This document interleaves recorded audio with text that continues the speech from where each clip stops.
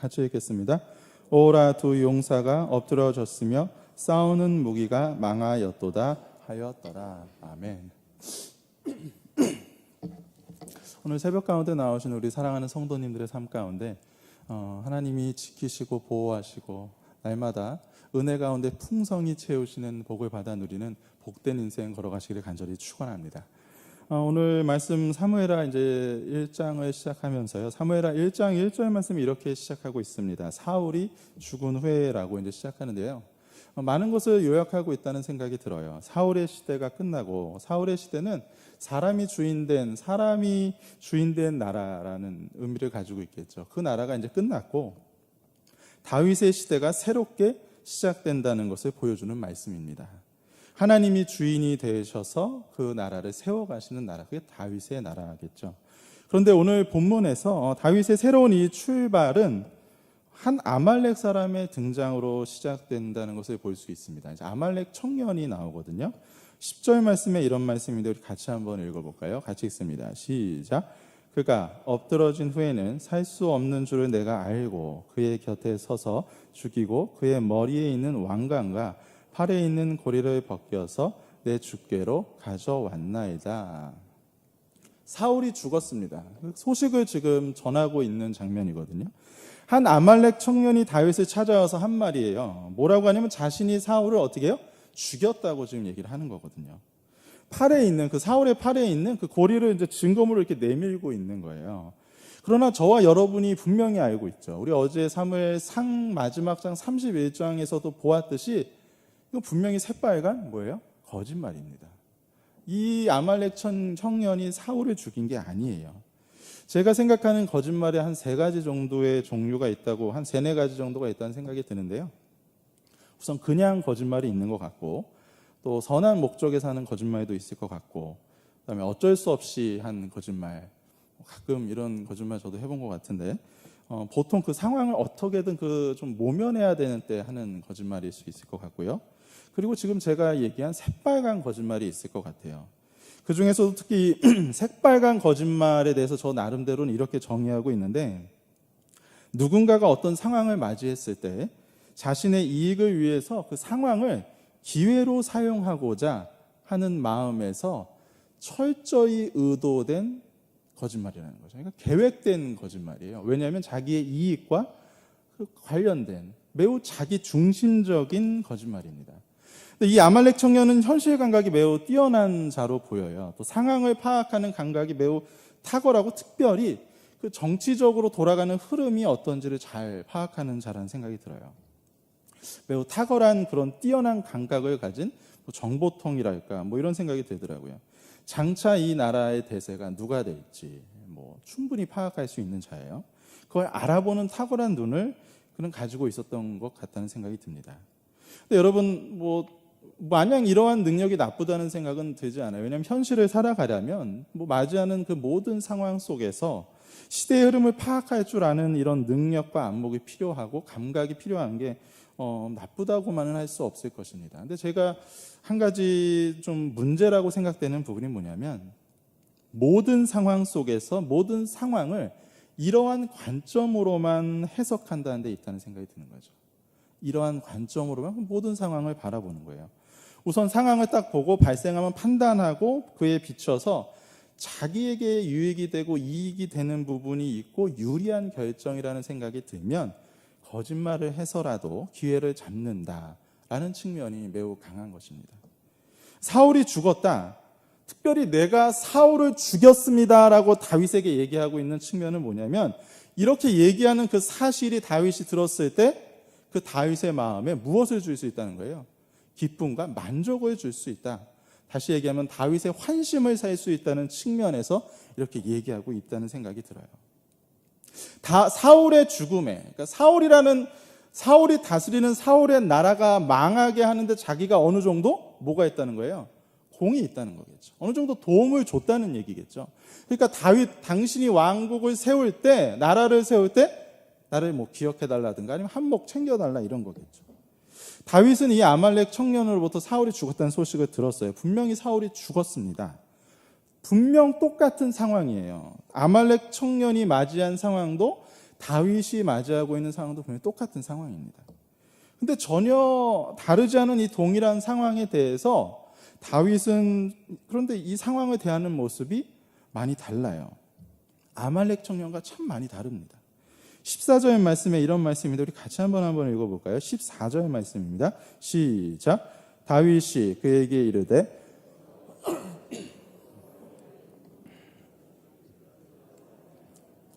아멘. 우리가 살아가는 만나는 수많은 상황들이 있을 수 있는데요. 먼저는 자기 중심적으로 그 상황을 보는 측면이 있을 거예요. 자기 중심적으로. 다윗이 만약에 이 상황을 자기 중심적으로 만약에 보았다면 지금 여러분이 읽은 14절과 같이 반응을 보이진 않았을 거예요. 오히려 아말렉 청년의 바람 그대로, 아말렉 청년이 기대했던 그대로 아마 이렇게 했을 수도 있어요. 예를 들면 뭐 사극 버전으로 하면 잘했다. 나의 원수를 내가 처리해 주었구나. 여봐라, 이자에게 상금을 주고 앞으로 요직에 중용토로 가여라. 꽝꽝. 뭐 이런 느낌 정도겠죠. 그러나 다윗은 이 아말렉 청년을 어떻게 하라고요? 죽이라고 그래요. 죽여라. 15절의 말씀 제가 읽을게요. 다윗이 청년 중 한 사람을 불러 이르되 가까이 가서 그를 죽이라 하매 그가 침에 곧 죽으니라. 이렇게 말씀이 이어집니다. 다윗은 분명 동일한 상황에 대해서 다른 해석을 내리고 있다는 것을 알 수 있어요. 14절의 말씀 다시 보면 내가 어찌하여 손을 들어, 중요한 말씀 같습니다. 여호와의 기름 부음 받은 자를 죽이기를 두려워하지 아니하였느냐. 여호와의 기름 부음 받은 자. 다윗이 사울을 부르고 있는, 다윗이 사울을 대하고 있는 호칭입니다. 그가 사울을 어떻게 생각했는지, 그가 여지껏 사울을 어떤 자로 여겼는지 분명히 드러나고 있는 말씀이라는 생각이 들어요. 다윗이 이 상황을 어떻게 해석하고 있는지를 분명히 우리에게 어느 정도 알게 하는 말씀입니다. 이스라엘에 있어서 왕은 백성들의 요구에 따라서, 목적에 따라서, 이익을 추구하는 것에 따라서 그들의 선택으로 세워지는 나라가 아니라, 그런 왕이 아니라 여호와를 섬기고 여호와 하나님을 대신해서 백성들을 이끌고 말씀으로 이끄는 그 역할을 감당하기 위해서 철저하게 오직 누가 선택하시는 거예요? 하나님이 선택하시는 거예요. 하나님에 의해서 선택되어진다. 그 상징이 바로 기름 부음 받는다라는 거예요. 오직 하나님에 의해서. 하나님의 나라는 사람의 인위적인 조작이나 인간적인 도움으로 망하는 것도 아니고 인간적인 도움으로 세워지는 것도 아니라는 얘기를 하는 거예요. 오직 하나님에 의해서만. 하나님에 의해서만. 근데 아말렉 청년이 지금 무슨 얘기를 한다고요?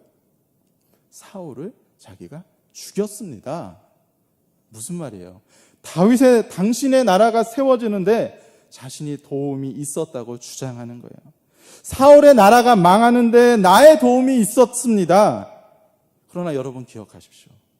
하나님의 그 나라는, 하나님은요, 단 1%, 아니 0.000 그 1%라도 인간의 힘과 인간적인 그 작용을 하나님이 하시는 일 가운데 허용치 않으시는 하나님이에요. 하나님만으로 온전하시고. 여러분, 아브라함의 아들 이삭 아시죠?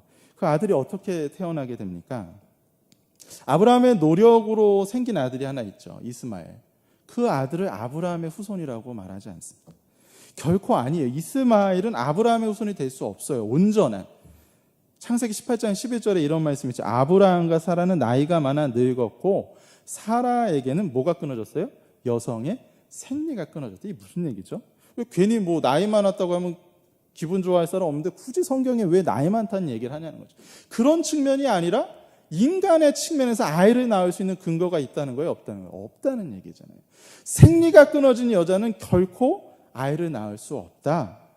아브라함과 사라 쪽에서는 단 1%의 노력과 공로도 없이 아브라함의 아들 이삭은 온전히 하나님의 능력으로, 전적인 하나님의 은혜로 하나님이 주신 아들이다, 이렇게 얘기하는 거잖아요. 다윗이 아말렉 청년을 죽이는 것은 당연합니다. 죽여야 됩니다. 하나님 나라를 담고 있는 이 다윗의 왕국은 인간의 힘으로, 인간의 노력으로, 인간의 공로로 시작되는 나라가 아니기 때문에 그래요. 사울의 나라가 망하는 것도 자신을 통해 세워질 그 나라도 모두 하나님의 주권적인 온전하신 그 섭리 아래 맡김으로 인하여 맡겨야 한다는 것을 다윗은 사울에게 쫓기면서 그 광야 생활, 숱한 광야를 경험하고 내몰리면서 몸으로 체득하고 있는 거예요. 하나님의 나라의 관점으로 모든 상황을 바라보며 모든 현실 가운데 하나님이 역사하시고 하나님이 주관하신다는 사실, 그 이면에 하나님의 역사가 있다는 사실을 분명히 깨닫고 있다는 사실을 확인하게 되는 거죠. 한 가지 좀 질문이 생기더라고요. 왜 아말렉 청년이어야 할까? 그렇죠? 제가 너무 생뚱맞은지 모르겠지만 다른 나라도 성경에 보니까 많더라고요. 뭐 모압도 있고 암몬도 있고 뭐 애굽도 있고. 그런데 이번에도 아말렉이 등장하고 있는 거예요. 여러분 사무엘상 15장에서 하나님이 사울에게 명령하시는 장면에서 이런 중요한 명령이죠. 아말렉을 어떻게? 진멸하라. 만군의 여호와께서 이같이 말씀하시기를, 사무엘상 15장 2절인데요. 아말렉이 이스라엘에게 행한 일, 곧 애굽에서 출애굽할 때 그 나올 때의 길에서 대적한 일 때문에 어떻게 해요? 내가 그들을 벌하겠다 이렇게 말씀하셨잖아요. 출애굽하는 이스라엘을 대적했던 그 아말렉이, 그렇죠? 이스라엘에게 출애굽해서 믿음의 길을 시작하는 그 시점에서 맨 처음 이스라엘 앞을 가로막았고 공격했던 그 아말렉이 하나님의 구원하심의 그 역사를 정면으로 처음부터 막았었던 그 아말렉이 오늘 지금 사무엘 1장에서도 등장하는 거예요. 하나님의 나라가 서고 하나님이 직접 하나님이 세우시는 그 다윗의 나라가 시작되는 그 지점에서 그 나라가 온전히 서는 것을 처음부터 막아서고 방해하는 세력으로 누가 등장하고 있다고요? 아말렉 청년, 아말렉이 등장하고 있는 것 같다고요.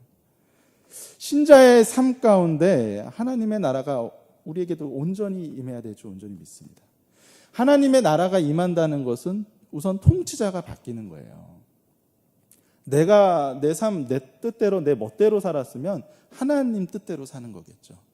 그리고 하나님 나라가 임하기 위해서는 여러분 정권이 바뀌려면 이전 정권은 완전히 어떻게 돼요? 사라져야 되는 거잖아요. 하나님 나라가 임한다는 것이 그런 측면입니다.